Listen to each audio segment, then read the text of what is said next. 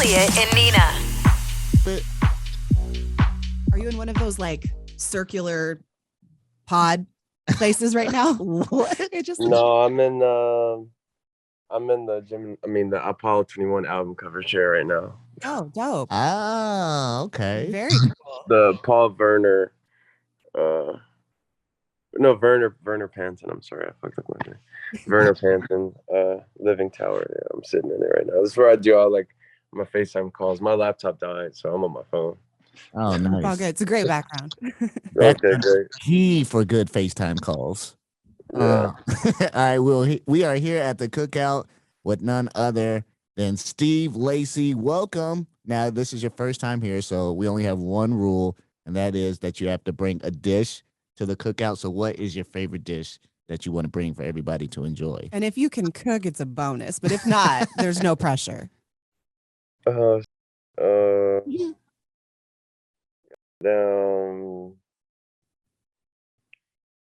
I don't know. Probably like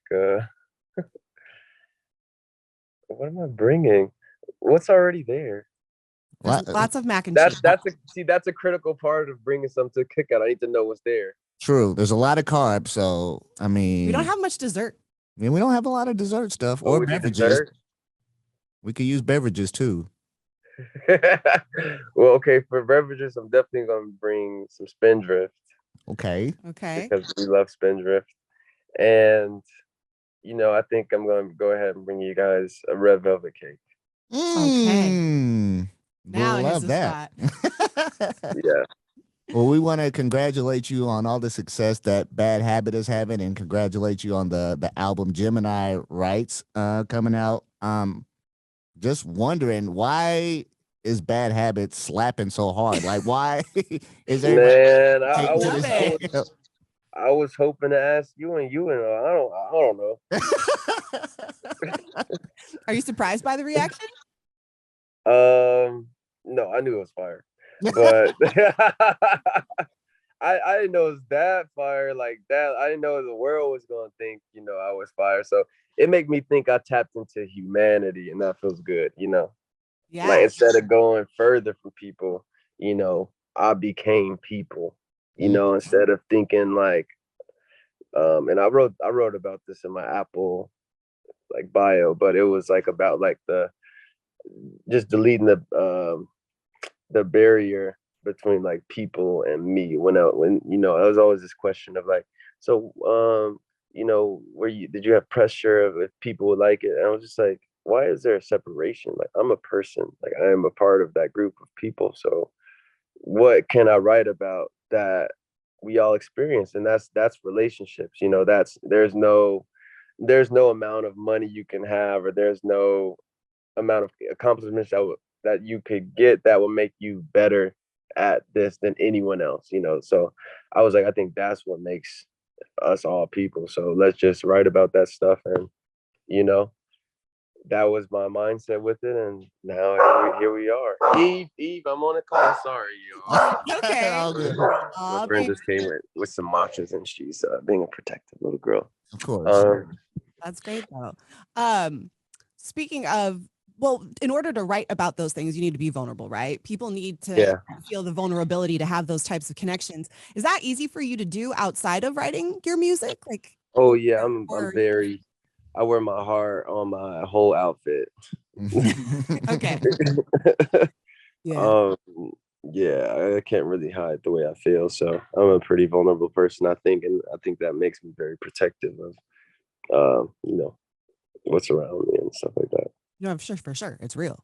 Mhm. You're also very good at promotion and being completely vulnerable with your literal thirst trap on Instagram. Woo! If you don't follow Steve Lacy on Instagram, you should, because he lets it all hang out. Yeah. Not so much about how you revealed so much of you and your banging body. It's that you're funny and you make people zoom in to understand. They make them zoom in to listen to Gemini Rights. Yes. Yeah, that was funny. I had Showfoosh. I had a photo of this that I took in a hotel room, and I thought it was funny to put like a light there, like whoa, it's like a mystical like treasure or something. she's like, oh, you should do that, but with your just like to promote your album, or you should post that pic. But I took a different one, and then I was like, oh, I should put like streamed in right. That was But great. I just be clowning, y'all. I'm just funny. I'm just a goofball. I'm just silly.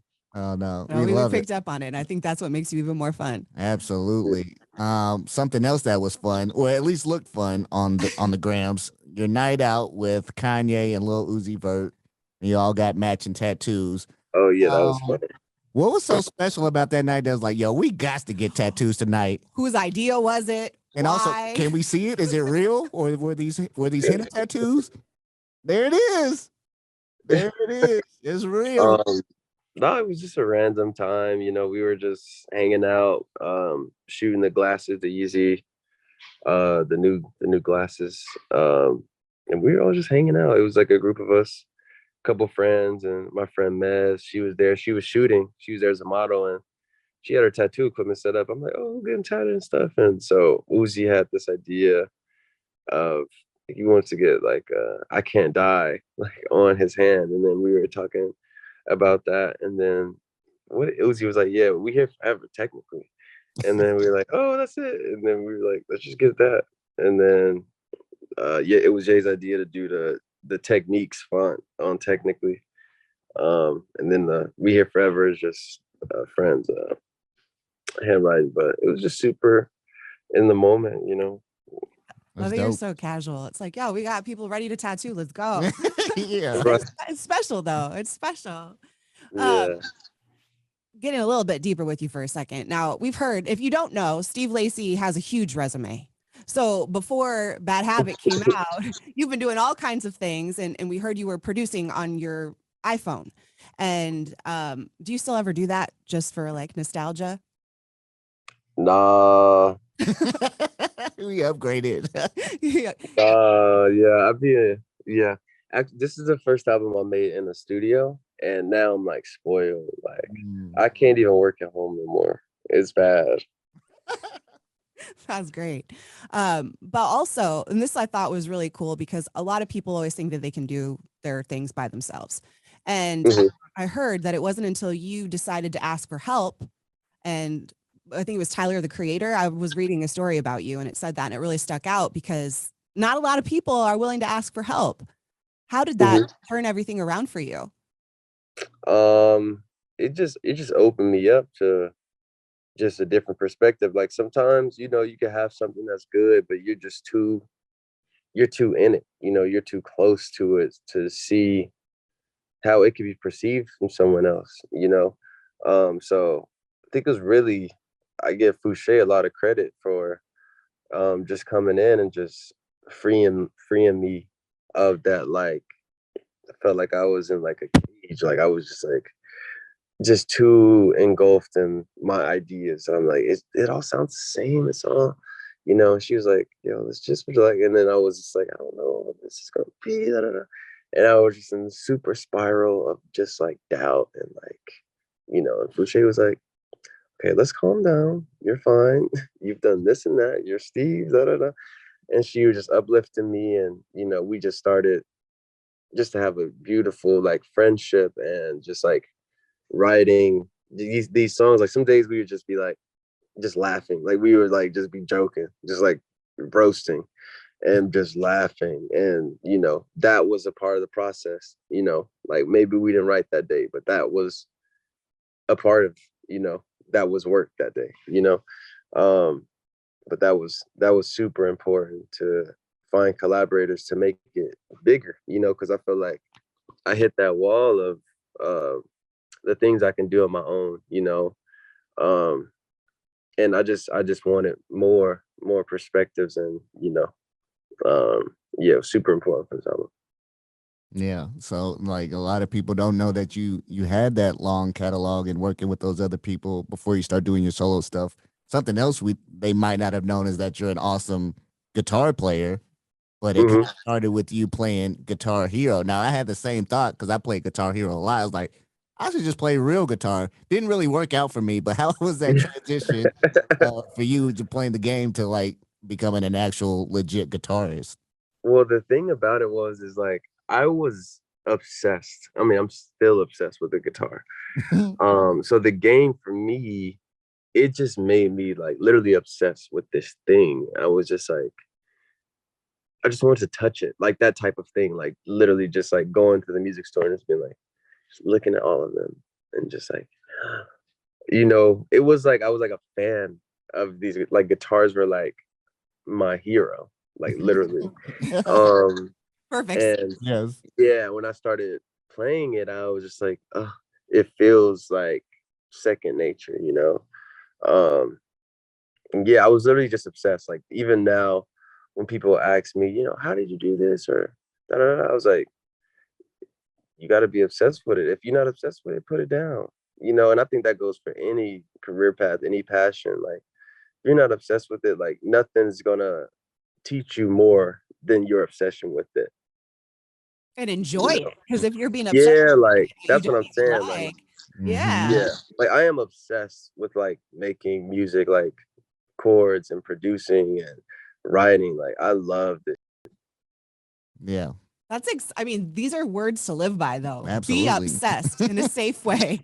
Yeah. Yeah, no, seriously, it's so important.